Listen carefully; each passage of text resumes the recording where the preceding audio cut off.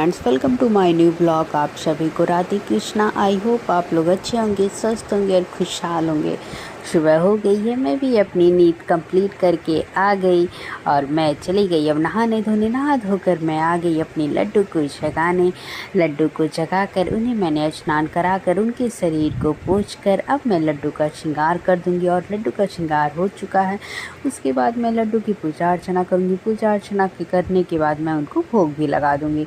भोग लगाने के बाद इधर मैं आ जाऊंगी खुद भी गर्म पानी पीने और नाश्ता करने। नाश्ता करने के बाद फिर अब मैं आ गई कुछ देर बाद ही खाना बनाने। आज बनेगा गोभी की शुट्टी की सब्जी, चावल, रोटी। पता नहीं आप लोगों में से कोई ज़्यादा ये जानता है कि नहीं, पर हमारे इधर इसको सब लोग बहुत अच्छे से खाते हैं। ये ठंडक में लाया जाता है गोभी को और उसे सुखा के रख लिया जाता है। उसके बाद जब बरसात का मौसम आता है तब ये बनता है और मुझे ये बहुत पसंद है। वैसे तो इसी तरह मूली की भी बनती है और बहुत सारी चीज़ों की लोग बनाते हैं, पर मुझे तो ज़्यादातर यही गोभी वाली ही पसंद है। तो आज यही बनेगा हमारे घर। तो मैंने सोचा कि आप लोगों को मैं बनाते हुए दिखा देती हूँ कि पता नहीं कोई जानता भी होगा कि नहीं। वैसे तो बहुत लोग जानते ही होंगे, जो यूपी साइड के होंगे उन्हें तो पता ही होगा। और अब मैं जा रही हूँ इसको उबालने। पहले मैं इसको बॉयल कर लूँगी। बॉयल करने के बाद और एक साइड में मैंने आलू भी रख दिया था। आलू भी बॉयल हो चुका है। बॉयल करने के बाद अच्छे से उससे धुल कर फिर मैं कढ़ाई रख कर इसे अच्छे से भून लूँगी, एकदम अच्छे से कलर जिससे उसका थोड़ा चेंज रहे। और भुनने के बाद फिर मैं इसको निकाल कर रख लूँगी। और इधर अब मैं मसाले भी पीस लूँगी। मसाले में मैंने प्याज, लहसुन और लाल मिर्चा, गरम मसाला, धनिया, जीरा, मिर्च, हल्दी ये सब लिया। अब मैं इन सबको पीस लूँगी अच्छे से। उसके बाद फिर मैं कढ़ाई रखूँगी। कढ़ाई में मैं तेल डालूँगी। जब मेरा तेल गर्म हो जाएगा तो मैं उसमें प्याज डाल दूँगी। प्याज जब थोड़ा ब्राउन हो जाएगा फिर मैं उन सारे मसालों को डाल दूँगी। मसाले डालने के बाद इसमें मैं नमक भी डाल दूँगी। अब इन सब मसालों को अच्छे से मैं भून लूँगी और फिर थोड़ी देर बाद मैं टमाटर भी डाल लूँगी।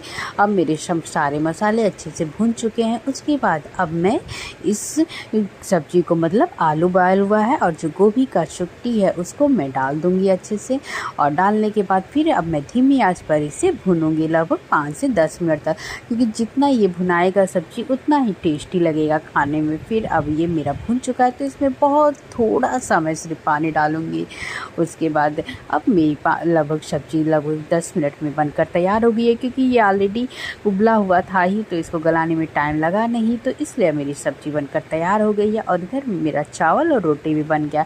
वैसे तो बहुत लोग इसके साथ दाल भी खाते हैं, पर मेरे घर भी बनता, पर मेरा मन नहीं था दाल खाने का, क्योंकि मुझे दाल कुछ खास पसंद नहीं है, तो इसीलिए नहीं बना। और अब मैं चली आऊँगी अपने लड्डू को भी खिलाने, लेकिन मैंने लड्डू के लिए अपने अलग से बनाया है इसका, क्योंकि उसमें मसाले नहीं पड़े, तो मैंने सिर्फ गोभी की शुट्टी की ही सब्ज़ी अपने लड्डू के लिए बनाया है।